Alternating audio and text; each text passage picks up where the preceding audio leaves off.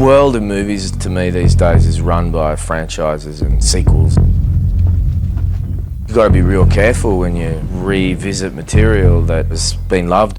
Only do it if there's something new to be done with it. On action, the beast comes forward, it's going to be on fire. Action! When I first got the script, I was a little bit frightened, because I was like, this is a lot to live up to. The John Carpenter film just plays on some really deep fears, that we have. I never believed in this shit. I always did. I think that everyone involved in this is trying to make something great. I'm going to take a tissue sample. Do you really think that's a good idea? I saw, JC's movie when I was 17. I snuck into the theater. It just basically blew me away. The whole sense of paranoia in that movie, the all-male cast, the sort of, the nihilistic feel of that movie. John Carpenter considers it the best film he ever made. When I called him to tell him about this, he's out there, hey, good luck, man. I mean, go make a winner.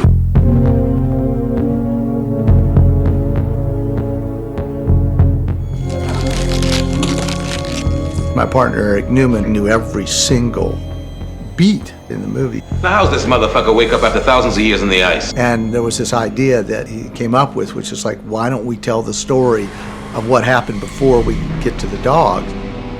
We estimate it's been here approximately 100,000 years. There was a level of reverse engineering so that it really did link to the Carpenter movie. Thousands of years ago it crashes and this thing gets thrown out. We felt like detectives, basically. Like there's a crime scene and what could have happened. We had to approach it as a story by autopsy, in that we had relics from Carpenter's film that informed us of what had to have happened here at the Norwegian camp. The first thing that we did is we looked at that set in the Carpenter movie, the ruined Norwegian camp, and we thought, okay, working backwards, how do we arrive at this freakish burned carcass of some half man, half monster, a fire axe in the wall, and a torched compound, a guy with his throat cut in a radio operator's chair. What the hell happened here? We had to try to explain how that ship was the way they found it, how it got buried, how it got uncovered. We came up with the idea that, well, they found this by accident. McReady finds the ice block that the alien broke out of. We get to fill in the blanks of what happened there. Matthias and I spent many an hour, pausing 16 minutes, 45 seconds. Okay, there's a fire axe in the door. How did that get there? It's just pure survival for Kate and Carter, and he needed an axe to just defend themselves. Don't touch it. The axe in the door. We had to decide, how tall is the actor when he walks by it? We'll say he's about 5'9". Okay, so this is where it's going to go in the door because it's got a match. And over? We could talk about it all day long, and we did. It was impossible for us to make this movie without acknowledging in a very real way the Carpenter movie.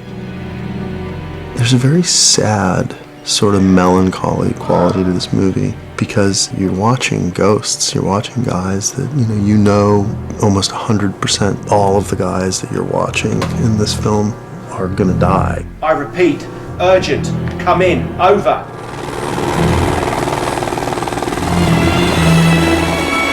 We've had stages on this film. I mean, we went to BC at first, and it was a big, wonderful nature hit with tough logistics. And then we went out to the camp where we shot outside for a month, and that was, had its own set of challenges. We should burn them. Peter! We're actually in a quarry in Toronto, which has been dressed up to look like the Norwegian base station. I'm a Nigerian. I don't belong here, man. It was 3 or 4 in the morning, and it's freezing cold. And the good thing about it is you don't have to act cold. You are cold. I ain't built for this shit. Then we shot on locations for a couple of weeks. And now here we are in the studio with creatures and spaceships and fire.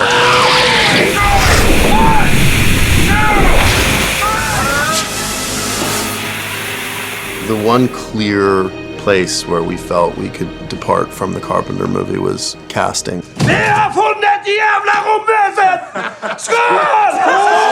We were committed, and our director was committed to the idea that we were going to actually have Norwegians in the movie. Отче наш, že jesi na nebesiach, da sticia imię Twoju. And at first people thought we were joking and went, what? And the studio was like, Norwegians? Blah, blah, blah. I actually thought this is never going to happen.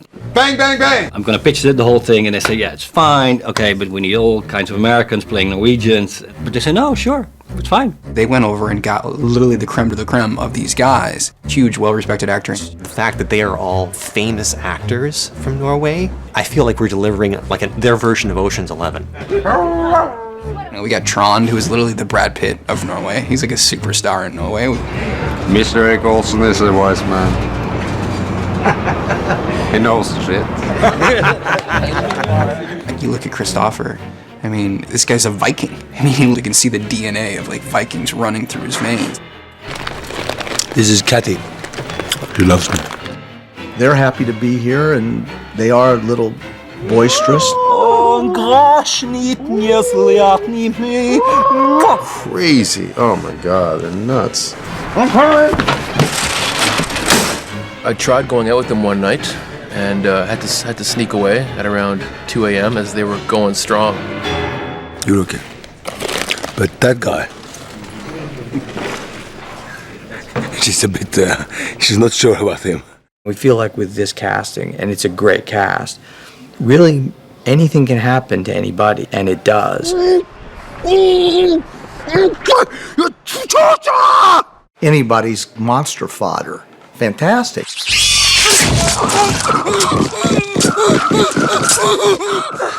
Kathy is not my friend anymore.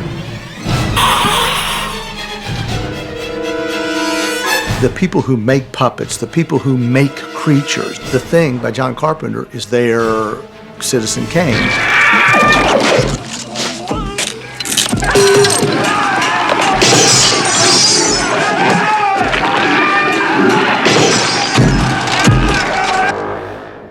So for people like Alec and Tom over at ADI, the effects house is building our monsters, our creature, our thing.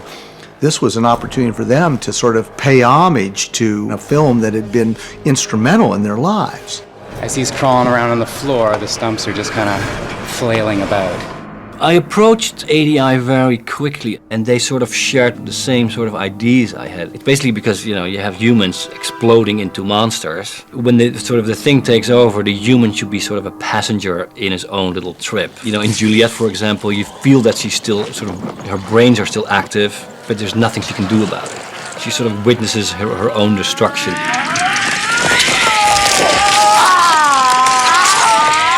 What we can provide is a very tactile, up-close, flesh and blood kind of illusion that makes it feel very intimate and very much about your body being invaded. We have this fake arm that's in a sleeve, and it has a little cable release on the end, so on cue we pop it and it just pulls right out of a sleeve.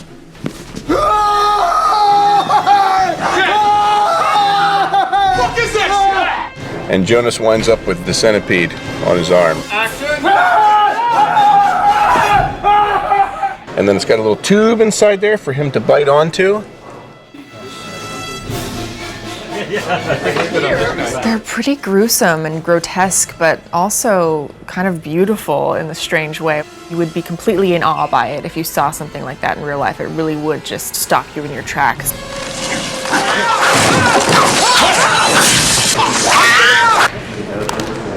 We are getting ready to show our director for the very first time our animatronic puppet of Edvard. It's a kind of a complex scene where various limbs of Edward drop off, turn into their own creatures. He becomes a kind of spider-like creature in a sort of homage to the upside-down head in the first one.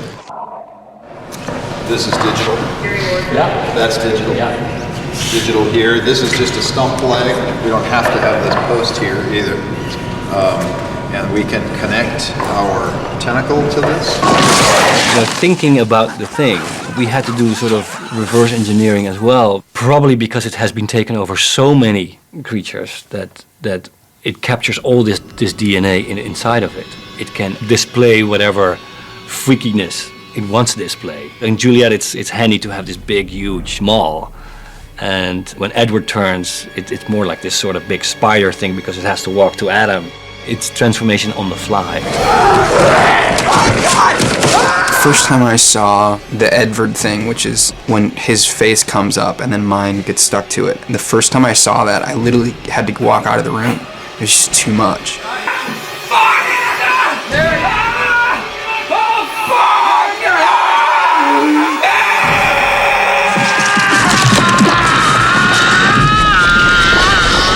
The fans of the original movie are very vocal about the fact that the practical effects were cutting edge at the time, and Rob Bottin did wonderful work. And so we wanted to try and walk the line between, real physical effects and animatronics, but still use CG where we could to make it kind of the best movie we could make. For almost everything, we've had something there, something physical in the set. And then what we do with it in post is going to be staying true to the designs, to the plan, but then see where we're going to take it. One of the great things about Image Engine is that they're very interested in showing how things change and evolve and mutate. So that what you couldn't do in 1982 is to show a leg sprout that's also enlarging and changing and bubbling and things happening under the surface of the skin. We very much try to play to the strengths of CG and strengths of ADI to try and get the best hybrid possible. It's not between practical and CG. The point is to make the movie look as good as it can look and as fantastic as it can look. Can't just repeat what was done in 1982. We need to bring them up into the digital age. So the blending, I think, is where this movie is really going to impress the fans.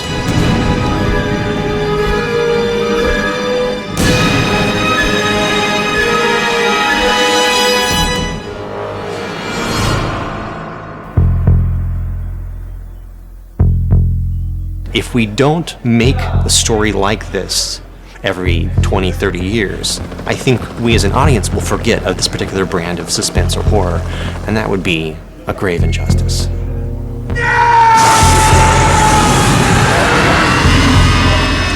I think it's a fine balance because you want to really give the fans what they want, but at the same time you want to make your own film and sort of do something completely different than the original while paying homage to it at the same time. And I really hope that it pleases those fans because I'm one of them.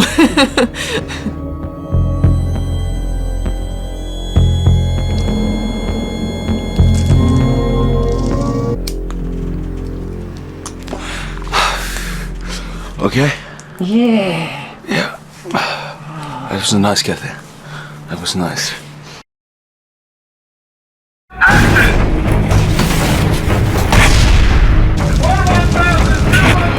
People don't like to be on fire, but it's cool to be hit by a flamethrower. It has to look out of control and be in control, and that's the stunt game.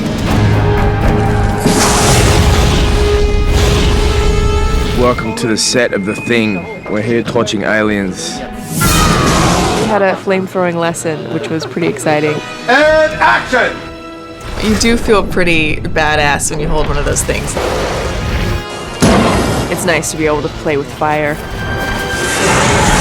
The first time you pull the trigger on a live human being, it's kind of strange because, I mean, you're really torturing them.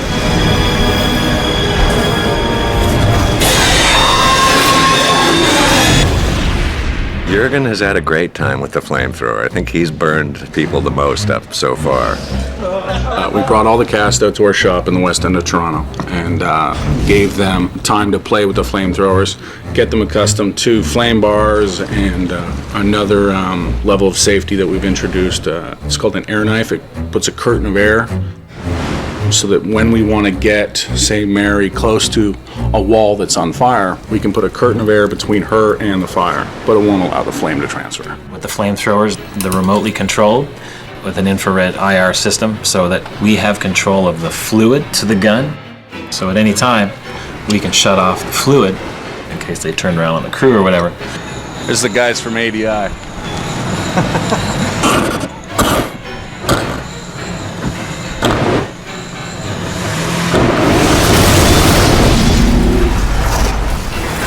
being set on fire, not hard to do. That's the easy part. The hard part is making sure that they don't actually burn. Today I was set on fire for The Thing, stunt Carl getting flamethrowered by Lars. We did have a prosthetic head made of silicone incorporated into some of our protective clothing, but they wanted to see bare arms and hands, so using only our protective gel as protection. I had one arm exposed to the flame as well as my bare hand.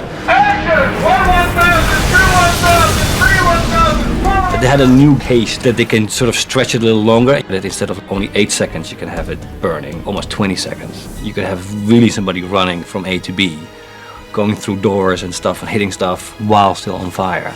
It really has revolutionized fire body burns in the film industry. It was coming from every angle. I mean, this guy was a ball of fire. It wasn't until I went down to the ground that I bumped a lot of the gel off on the desk going down. Then I could feel some heat on my elbow. The glamorous side of stunts right here. Today was a good day on the Juliet thing. I get burnt and go running to the kitchen to put myself out. Anything happens, there's fire and safety in this corner, there's fire and safety in that corner. The animatronic suit is probably 40 to 50 pounds on her back. It's a lot of work. So it'll be a total of 7 seconds before you turn around. Okay, I'm in the hands of the Fire for Hire guys from Vancouver who are the best in the industry. I put on a dry layer of Nomex, 2 wet layers soaked in this special fire gel. Then we put on my costume on top, sprayed me down with this fire gel, put 2 hoods on. The last hood has Pyrex glass for my eyes so that I can actually see where I'm going and not, fry my eyeballs.